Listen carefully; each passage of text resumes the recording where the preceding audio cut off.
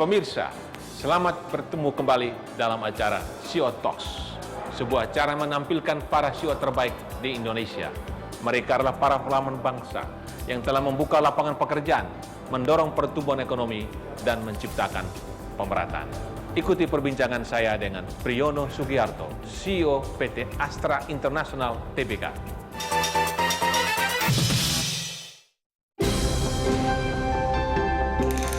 Priyono Sugiarto, pria ini memimpin PT Astra International Tbk sejak 1 Maret 2010. Sebagai CEO, Priyono bertanggung jawab penuh atas semua bidang usaha grup Astra yang terdiri dari otomotif, jasa keuangan, alat berat dan pertambangan, agribisnis, infrastruktur dan logistik, serta teknologi informasi.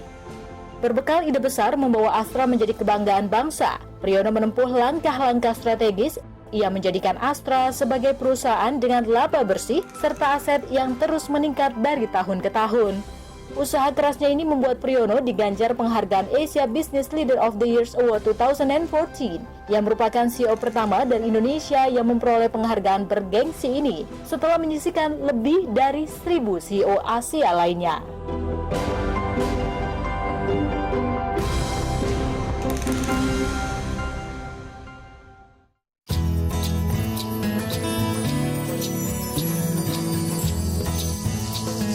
Pemirsa, menyebut Astra, orang selalu berpikir tentang otomotif.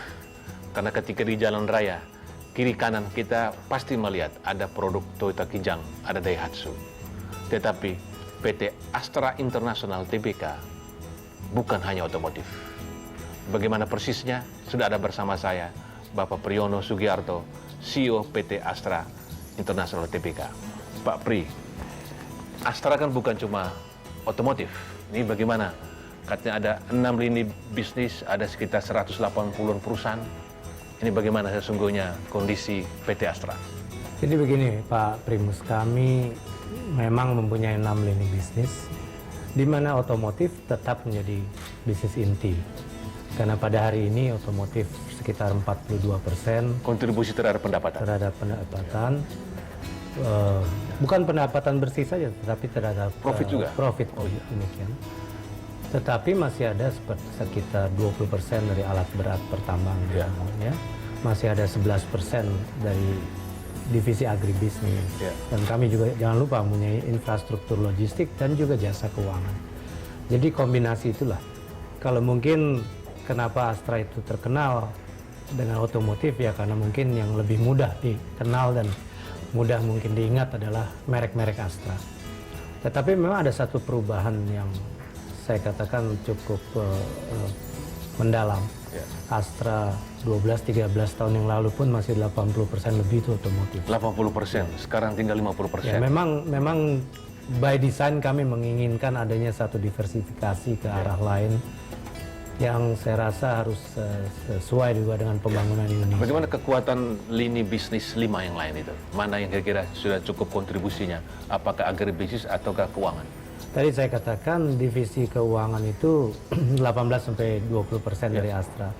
Tetapi jangan lupa dari bisnis jasa keuangan ini pun mayoritas dikuasai jasa keuangan yang ada hubungannya dengan otomotif. Jadi kalau dijumlahkan mungkin otomotif masih termasuk jasa keuangan yang related kepada otomotif itu sekitar 54-55%. Jadi kembali lagi tetap separuh dari Astra itu otomotif. Kalau agribisnis itu sawit ya? Sawit. Itu kami mempunyai 280 sampai 290 ribu hektar, di mana 210 ribu itu adalah kebun sawit yang inti yang kami miliki sendiri dan sisanya adalah plasma. Dan kami memproduksi CPO itu 1 tahun 1,8 juta ton. Cukup besar juga ya? 1,8 juta ton. Ya. Kemudian membangun juga jalan tol. Itu bagaimana bisa tertarik jalan tol dan bagaimana prospeknya? Saya kira jalan tol ini adalah satu bisnis yang kami masuki semenjak 2005 dengan akuisisi jalan tol Tangerang Merak sebesar 72 km, dan lalu kami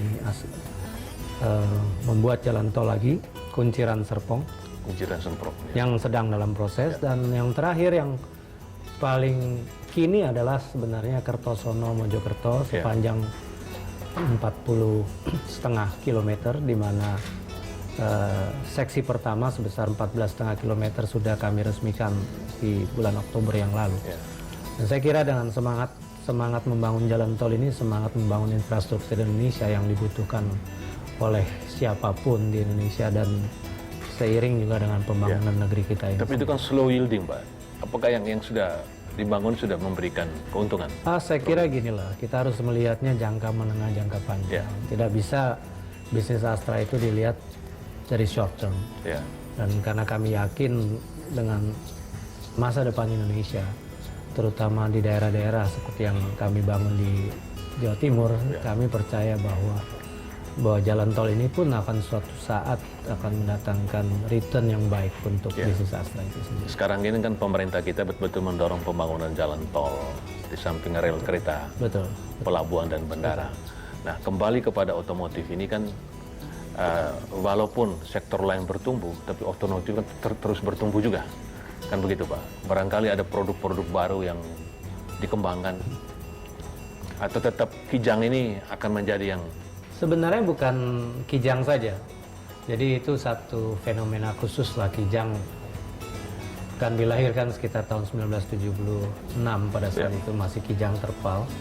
Tetapi melihat daya beli masyarakat Indonesia karena krisis moneter 98 pada waktu itu melemah, maka kami lahirkan yang disebut Toyota Avanza dan kembarannya Daihatsu Xenia. Dan Toyota Avanza adalah tipe dan merek terlaris sebenarnya yang ada di Indonesia ini.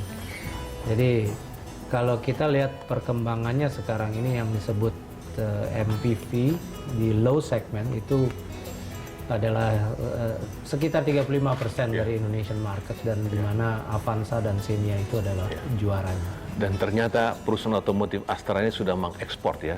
Dan pemirsa, apakah nanti ke depan Astra akan menjadi sentra produksi otomotif di ASEAN?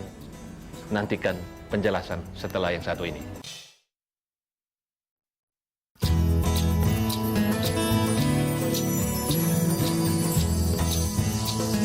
Pemirsa, Anda masih bersama saya Primus Dorimulu dalam acara CEO Talks. Pak Pri, ternyata Astra sudah lama mengekspor juga produk otomotif ini. Jadi tidak hanya untuk Indonesia, bisa dijelaskan? Ya betul, dari semenjak akhir tahun 90-an sebenarnya. Tetapi puncaknya adalah setelah krisis moneter di Indonesia. Dan setelah grup Toyota, yang terdiri dari Toyota dan Daihatsu itu menjadikan Indonesia sebagai basis produksi. Jadi apakah itu keluar dari pabrik Temin, Toyota Motor Manufacturing Indonesia, ataukah dari Astra Daihatsu Motor. Itu untuk basis produksi di ASEAN? Bukan ASEAN, dunia. Dunia? Dunia. Oh, okay. Jadi kami itu 1 tahun mengekspor sekitar 150 sampai 160 ribu unit. 160 ribu unit ya? Berarti sekitar 80% dari total ekspor Indonesia, kendaraan utuh. Ya. Di samping itu masih banyak pula CKD Kits yang diekspor. Ya. Dari 160 ribu itu ke 69 negara, termasuk ke Jepang kembali. Ya. Jadi kalau Anda melihat yang namanya Toyota Light Edge sama Toyota Town Edge di Jepang, jalan-jalan di Tokyo warna putih, itu adalah keluaran pabrik Sunter. Ya Anda tahu sendiri kalau masuk ke Jepang kan dengan quality control yang sangat-sangat ketat. Dan kami bisa mematahkan itu dan cukup baik. Jadi Amerika Latin. Amerika Latin. Jadi, ada rencana masuk US? Masih ditimbang-timbang karena biar bagaimana kita harus lihat dari segi emission control. Ya. Jadi ada produk-produk juga yang katakanlah masuk ke Uni Emirat Arab, ke Afrika Selatan, ke Venezuela, ke Meksiko dan lain-lain. Nah, otomotif ini kan menjadi sorotan masyarakat juga, terutama diharapkan bahwa itu ada ahli teknologi. Mereka kepingin punya merek sendiri, tetapi ini kan Kijang kan merek kita sendiri, dan barangkali berapa persen lokal konten atau lokal komponen kemajuan teknologi Indonesia? Kalau dilihat dari value local content dari kendaraan-kendaraan yang kami buat, apakah itu Innova, Kijang tadi, apakah Xenia, apakah Avanza, itu sudah mencapai 80% minimum. 80% lokal konten? Local content. Bahkan di Toyota Agya yang terbaru, yang disebut low cost and green car tersebut sudah 86%. Ya. Dan jangan lupa khusus untuk Toyota Agya dan Daihatsu Ayla itu desainnya pun oleh putra Indonesia yang bekerja di Astra Daihatsu Motor. Ya. Beliau memenangkan kontes untuk desain terbaik untuk Agya dan Ayla tersebut. Luar biasa. Nah, rekayasa rancang bangun kami punya tanah 120 hektar, grup Toyota juga yang dalam hal ini dipegang oleh Astra Daihatsu Motor, di mana di situ sudah ada divisi R&D. Itu lokasi di mana, Pak? Di Kerawang. Di Kerawang. Di Kerawang, jadi divisi R&D tersebut ya pada saat ini sudah bekerja insinyur Indonesia yang jumlahnya sudah 100 lebih. Kami harapkan dalam waktu singkat menjadi 200, di mana mudah-mudahan bukan saja minor change, tetapi suatu saat rancang bangun dari kendaraan bermotor ini rekayasa dikerjakan oleh insinyur Indonesia. Ada kerinduan orang Indonesia kepingin punya merek sendiri. Itu bagaimana? Saya kira buat saya apakah merek sendiri atau tidak, kalau Anda lihat seperti Toyota Agya dan Daihatsu Ayla, itu sudah memakai nama Astra. Jadi saya juga terharu waktu Astra ya? disurati oleh pihak Jepang, Toyota maupun Daihatsu untuk meminjam nama Astra. Jadi Astra Toyota Agya dan Astra Daihatsu Ayla. Jadi nanti pada suatu saat, beberapa tahun lagi, kalau bisa rancang bangun, tadi saya katakan sketch design oleh putra Indonesia. Nanti kalau rancang bangun, rekayasa, engineering, development semua sudah oleh putra-putri Indonesia yang bekerja di Astra Daihatsu Motor, saya kira apakah namanya nanti saya tidak tahu apa, binatang ataupun apapun nama Indonesia sudah tidak pengaruh lagi. Buat saya yang paling penting adalah siapa yang mengerjakan. Orang Indonesia bukan namanya. Ya. Ya, siapa yang mengerjakan. Ya. Substansinya kan harus ada. Iya. Nah, walaupun demikian, kita lihat bagaimana Korea punya Samsung, punya Daewoo, Indonesia punya Astra ya. Bisa brand itu menjadi mudah-mudahan itu yang menjadi impian kami. Jadi saya sudah katakan kepada teman-teman di Astra bagaimana Astra ini bisa dilihat sebagai kebanggaannya bangsa Indonesia. Jadi tahun 2010 yang lalu saya canangkan yang namanya bagaimana dalam 10 tahun kami bisa menjadi pride of the nation. Tentu tidak bisa dikatakan satu titik, satu spot, tetapi kan berjalan dan akumulasi. Jadi kita harus mulai dengan akumulasi tersebut sehingga pada saatnya nanti benar-benar solid kebanggaan bangsa Indonesia ini. Apakah produknya, apakah jasa keuangannya, apakah bisnis prosesnya, apakah balance sheet-nya dan lain-lain. Itu harus dilihat dan satu persatu kami sudah melihat perkembangannya. Pemirsa, bagaimana kontribusi Astra Internasional terhadap bangsa Indonesia dan bagaimana penerapan corporate governance? Kami akan segera kembali.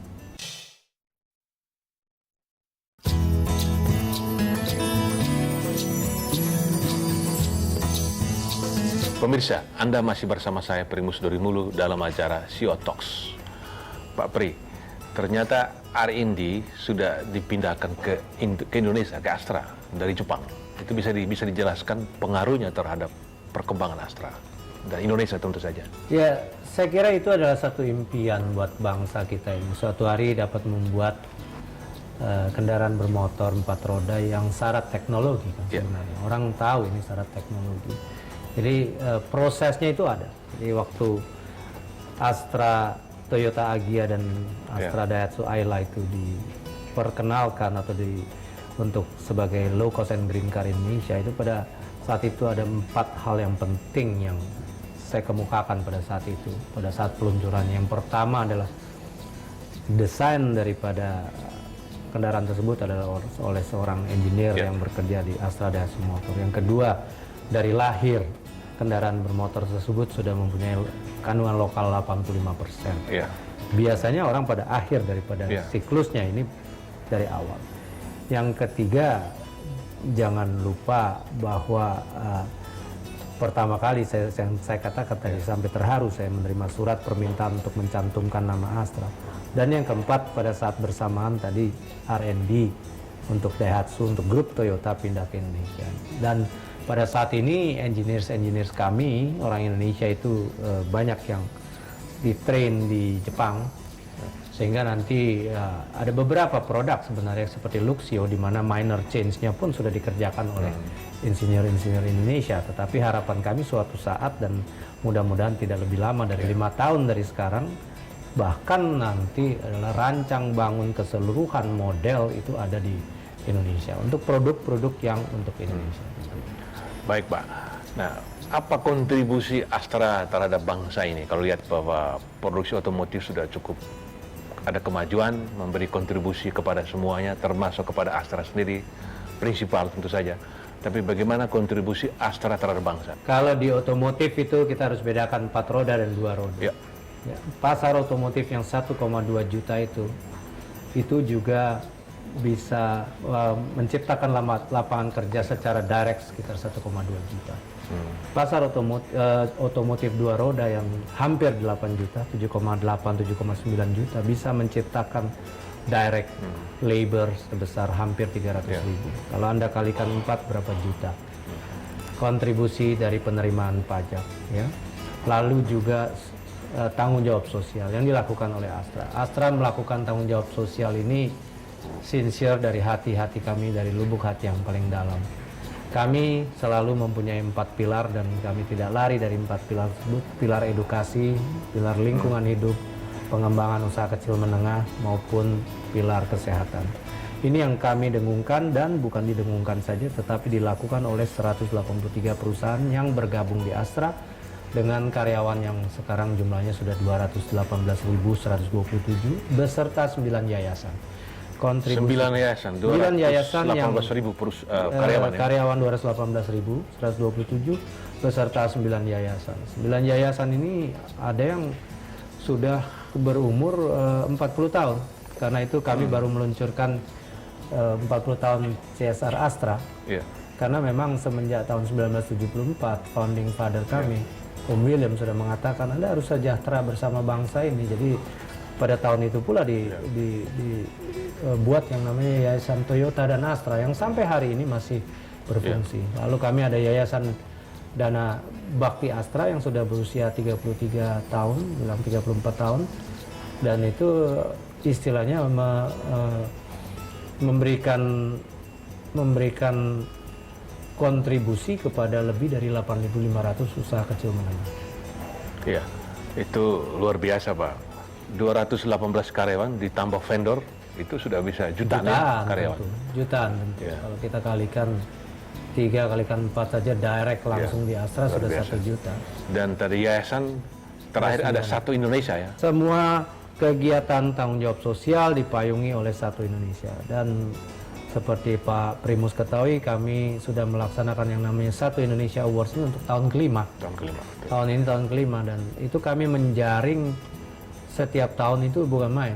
Pesertanya tahun 2010 itu hanya 120, tapi 2014 ini tahun kelima sudah 1.833. Pemirsa, bagaimana nilai yang ditanamkan di perusahaan ini sehingga Astra bertumbuh besar, bukan hanya sekitar 180-an perusahaan, tetapi dia mempunyai sejumlah perusahaan sudah tercatat di Bursa Efek Indonesia dengan market cap sekitar 500 triliun atau 5% dari, hampir 5% dari PDB Indonesia.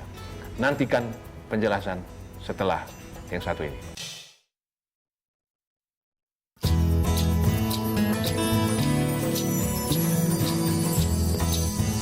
Pak Pri, ini visi misi Astra saat ini itu dari zamannya pendiri Pak Om William. Itu bagaimana perkembangannya? Ada perubahan atau masih ada yang dipertahankan? Saya kira kalau visi misi itu masih kurang lebih sama, hanya diperhalus. Jadi visi kami untuk menjadi the best managed korporasi di Asia Pasifik ini dengan berlandaskan sumber daya manusia, keuangan yang kuat. Jangan lupa kami kami susah sekali pada waktu krisis keuangan 98. Ya, itu masih kurang lebih diperhalus. Dan juga ditambahkan lagi bahwa kami harus menjadi korporasi yang sangat conscious kepada lingkungan. Ya, itu yang masih kami pertahankan. Tetapi ada beberapa yang notabene masih sama seperti dulu, seperti cita-cita si Om yang menginginkan Astra ini prosper with the nation. Jadi harus sejahtera dan bersama bangsa. Sejahtera bersama bangsa. Dan juga Catur Dharma yang 20 Desember sebentar lagi ini akan berusia 32 tahun sudah. Catur Dharma itu kan Dharma pertama itu ingin menjadi aset yang bermanfaat bagi bangsa dan negara, diikuti Dharma-Dharma yang lain itu kami masih pegang teguh. Para investor bankers yang baru masuk Indonesia, mereka bilang ya, mengetahui Indonesia cukup lihat Astra sudah bisa melihat naik turunnya ekonomi Indonesia karena sejumlah sektor yang dimasuki Astra. Bagaimana Astra ke depan?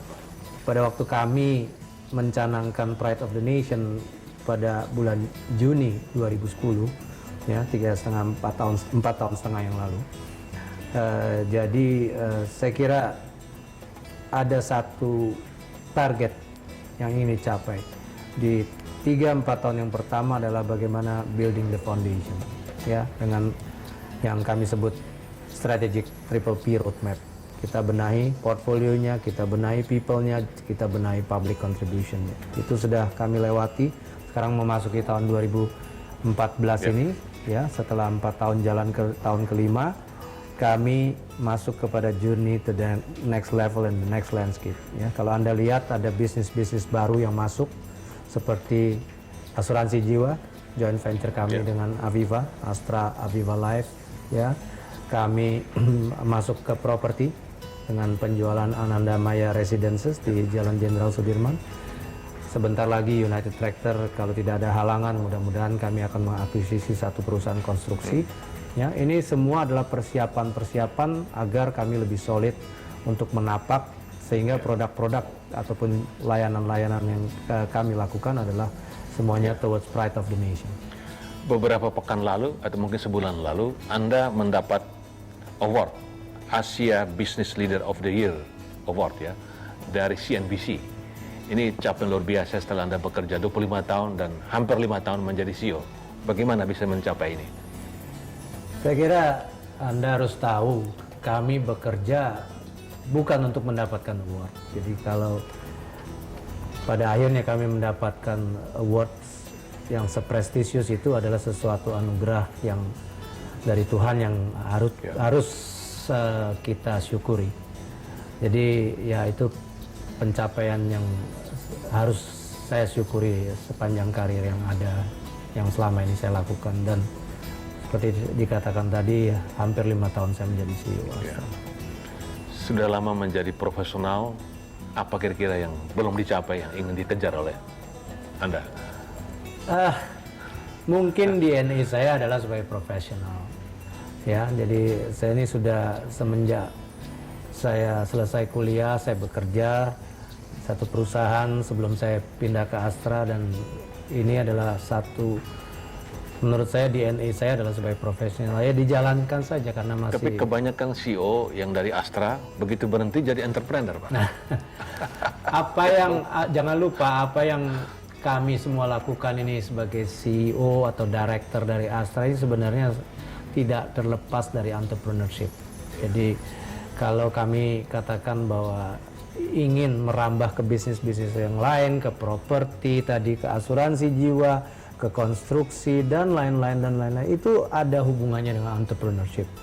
Dan itu selalu kami tempa, bukan saja di sisi kami tetapi juga di seluruh jajaran yang ada. Satu aja Pak, nilai terpenting yang hidup di perusahaan ini yang Anda lihat, yang membuat perusahaan yang hebat. Saya kira ya, jangan lupa bahwa culture yang kuat dalam satu perusahaan itu seperti glue, seperti perekat. Ya. Jadi kalau sebuah perusahaan itu mempunyai culture yang kuat, filosofi yang kuat, dan ini selalu dideploy ke bawah. Jadi saya tidak segan-segan, tadi saya katakan waktu kami mencanangkan strategic triple P roadmap itu 2010 portfolio, 2011 people roadmap, 2012 bersama dengan ulang tahun Astra yang ke-55 pada saat itu di Taman Mini, kami mendeklarkan yang namanya public contribution roadmap. Dan 2013 yang lalu adalah strengthening the core, bahwa harus direjuvenasi dan seluruh insan Astra itu tahu mengenai filosofi perusahaan ini lagi. Nah, kalau ini menjadi satu perekat yang baik, saya kira jalan ke depan lebih mudah. Karena membeli, mengakuisisi perusahaan atau setup perusahaan baru itu saya rasa bukan sesuatu yang ajaib. Tetapi menjalankannya dengan baik, dengan corporate governance yang baik, dan mempertahankan dan menjadi market leader di setiap segmennya itu adalah sesuatu yang perlu perjuangan. Pemirsa, dari perbincangan dengan Priyono Sugiarto, CEO PT Astra International Tbk, kita mendengar bahwa Astra akan berusaha menjadi market leader di setiap bidangnya.